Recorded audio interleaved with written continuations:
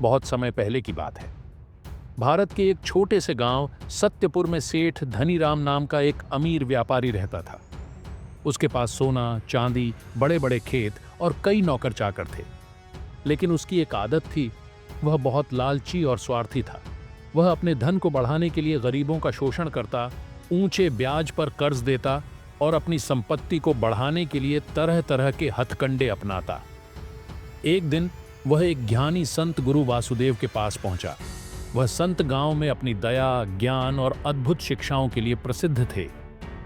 धनीराम ने गुरुजी से कहा, गुरुदेव, मेरे पास सब कुछ है, धन, जमीन, नौकर चाकर, लेकिन फिर भी मैं खुश नहीं हूं।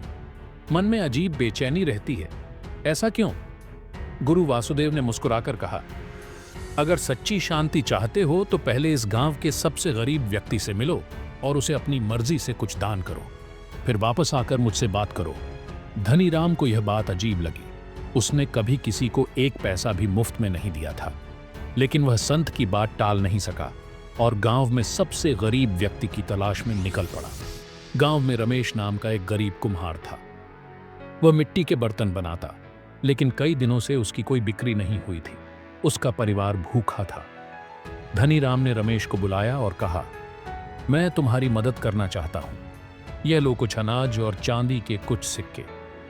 रमेश की आंखों में आंसू आ गए। उसने हाथ जोड़कर कहा, सेठ जी, आपने मेरी मदद की, इसके लिए मैं आभार व्यक्त करता हूं। धनीराम को पहली बार अपने जीवन में एक अजीब सी अनुभूति हुई। उसके भीतर एक हलचल मच गई। उसने सोचा, मैंने इतने सालों में किसी को कुछ नहीं दिया, आज अचानक ये बेचैनी क्यों हो रही है? जब वह घर लौटा तो रात भर सो नहीं सका। मन में एक सवाल घूमता रहा, क्या सच में सिर्फ धन ही सब कुछ है? अगले दिन धनीराम फिर से गुरु वासुदेव के पास पहुंचा और अपनी बेचैनी के बारे में बताया। गुरुजी मुस्कुराए और बोले, धनीराम, तुम्हारा हृदय परिवर्तन की राह पर है। जब तक तुम स्वार्थी थे, तुम्हें अपनी आत्मा की आवाज सुनाई नहीं देती थी, लेकिन जैसे ही तुमने निस्वार्थ भाव से किसी की मदद की, तुम्हारे भीतर एक नई अनुभूति जागी। धनीराम ने चिंतित होकर पूछा, तो क्या इसका मतलब यह है कि मुझे अपना सारा धन बांट देना चाहिए? गुरुजी ने सिर हिलाया और बोले, नहीं, तुम्हें अपना धन बुद्धिमानी से उपयोग करना चाहिए, लेकिन याद रखो, सच्चा सुख केवल दूसरों की भलाई करने से आता है। जो देता है वह पाता भी है। इस बात ने धनीराम के दिल को छू लिया। उसने निश्चय किया कि वह अब से गरीबों की मदद करेगा।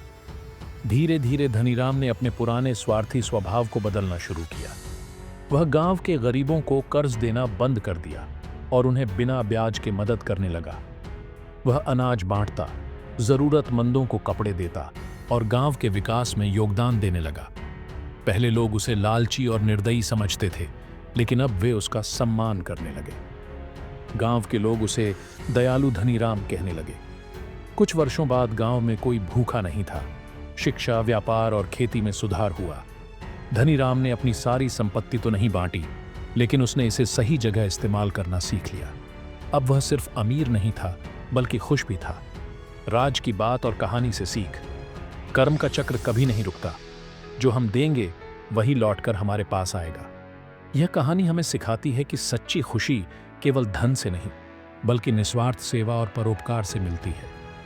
जब हम दूसरों की भलाई के लिए कार्य करते हैं तो हमें आत्मिक संतोष और जीवन का सच्चा आनंद मिलता है। यदि आप जीवन में सच्ची खुशी चाहते हैं तो स्वार्थ छोड़कर दयालु बने, जरूरतमंदों की मदद करें और अच्छे कर्म करें। कर्म का चक्र हमेशा घूमता है। जो हम देंगे वही हमें लौटकर मिलेगा।